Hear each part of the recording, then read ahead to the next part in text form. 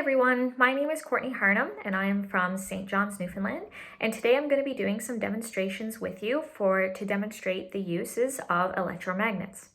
I'm a graduate of Memorial University's Faculty of Engineering and I did my degree in electrical engineering. So in my degree program, I focus mostly on power systems and electricity, and that really segued very well into my current job, which is at Newfoundland Power. In my current role, I am the capital budget lead, and that really means that I'm responsible for planning and justifying all of the engineering projects at Newfoundland Power and presenting them in our annual capital budget application. Outside of work, I'm very interested in music. I'm a classically trained pianist for the last 15 years, and I really enjoy playing piano as a way to de-stress from work and as a way to express myself. So without further ado, we'll get right into the demonstrations, and we're going to be starting with project number 1 in the electromagnetics kit. So electromagnets have all kinds of practical uses, and the big advantage of electromagnets versus a regular magnet is that you can turn on and turn off an electromagnet, which we're going to see in the two projects that we're doing. So a great example of being able to turn on and turn off an electromagnet is a doorbell.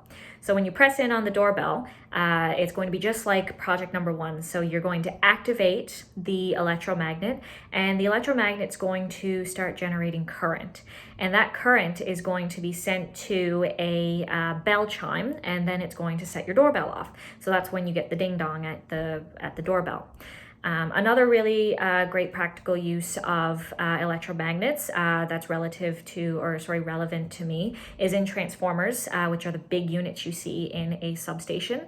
A bit more technical, they're used in relays, which we use to protect the system.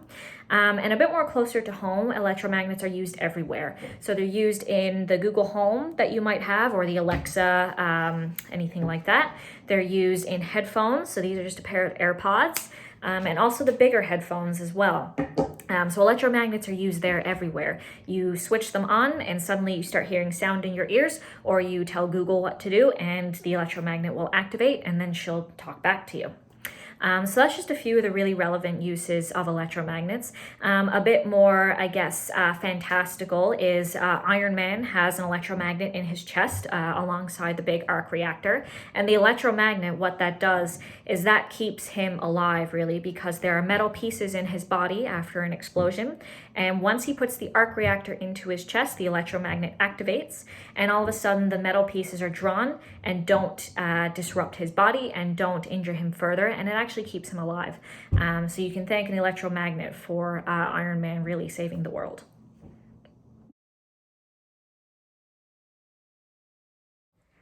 So before we get started, I'm going to run through the kit that you should have gotten, which is which is the electromagnetics kit. Hopefully you've all received this. I'm briefly going to go through all of the parts that we have that we're going to be working with today, and we're going to be doing 2 demonstrations today.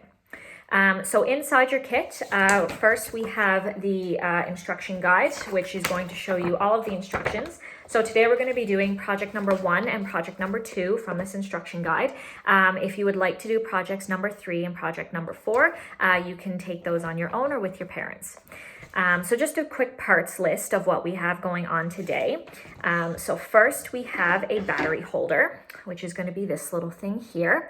And we're going to also be using 3 AA batteries, which are not included in the kit, but your parents should have some, or you should have some as well. So I have 3 AA's here, and this is our battery holder right here.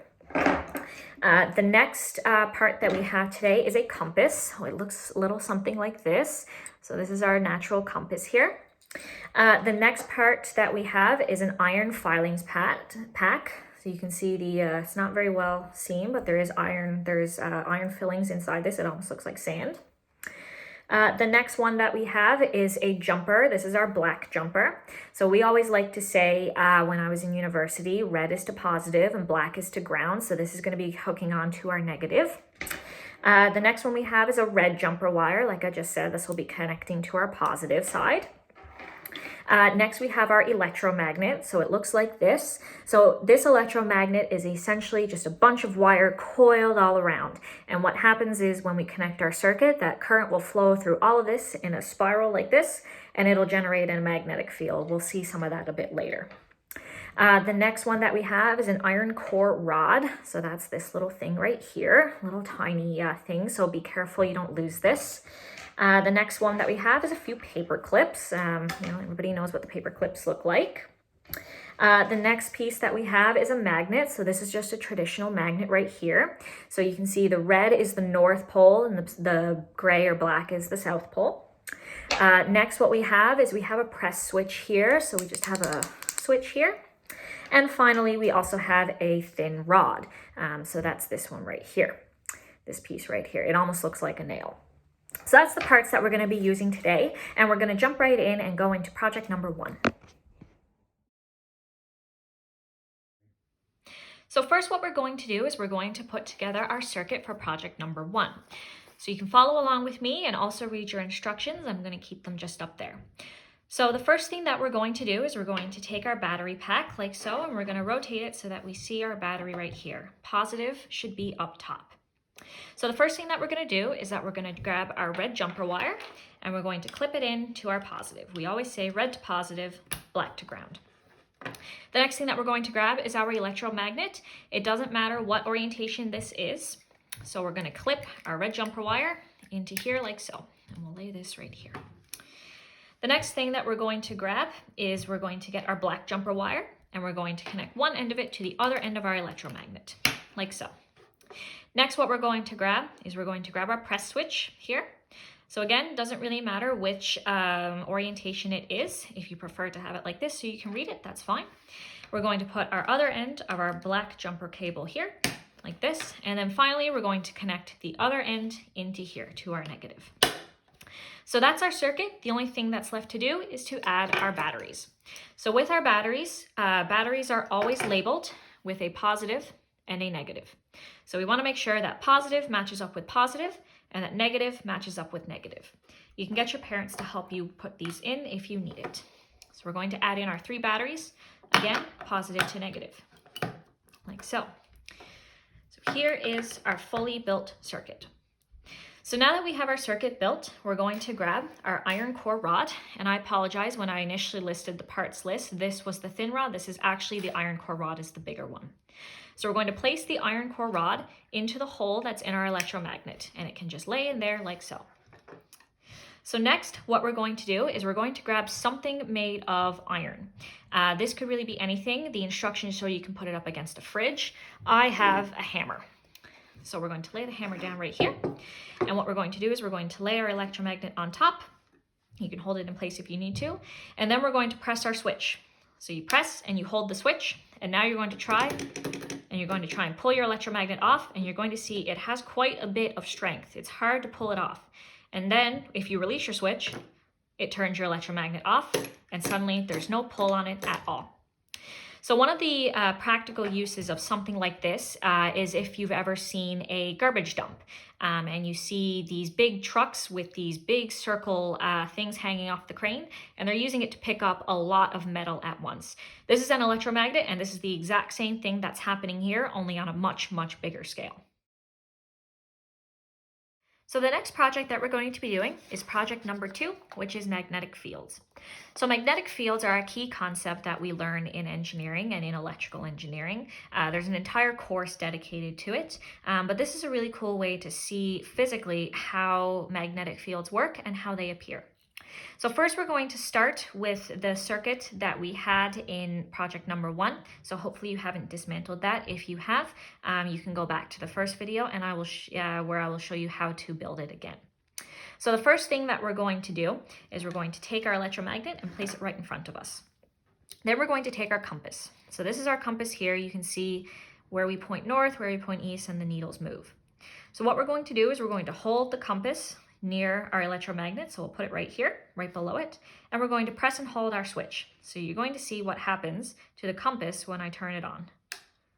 So all of a sudden now, our compass needle, the red needle, is pointing towards the electromagnet, no matter where it goes, And then when I turn off, when I release the switch, the needles go back to where they were. So this concept, compasses are always influenced and they always follow the Earth's natural magnetic field.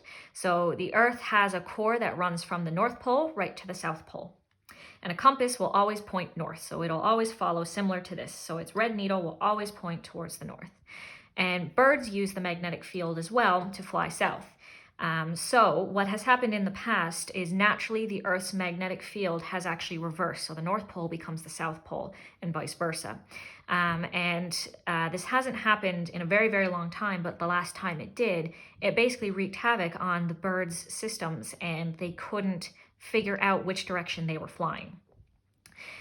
So that's really one of the big important pieces of magnetic fields, is to show how it works with a compass. You can also, you do the same thing with your regular magnet here, and you can also make your compass follow your magnet like so.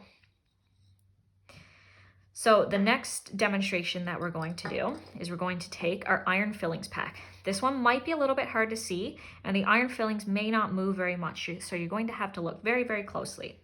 So I like to lay the iron fillings pack right on top of the electromagnet like so. And we're going to press and hold our switch. And then you can start to move and you can actually start to see a little path traced in the iron fillings. It doesn't look like very much, but it's slightly darker. So right now I'm tracing a figure 8 in the iron fillings pack. So iron fillings, obviously they're magnetic, so they are going to be attracted to the electromagnet. And when I turn it off, it goes away. And all of a sudden we have this. Again, you can also do this with your regular magnet. So we're going to evenly spread them out again, like so. And we're going to lay it on top. And then what you're going to do is you're going to hold on, and you're going to flip it.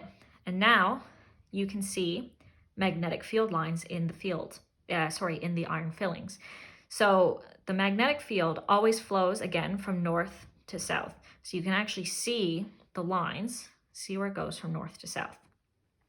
And then again, when you take it off, it all goes away. We can also demonstrate the magnetic field with 2 paper clips. So you're going to loop 2 paper clips together like so. And then you're going to hold your magnet. And then you're going to just bring your paper clips close to it. And you'll see it's attracted to it. So you can see the paper clip is attracted to it. And then sometimes it hits it.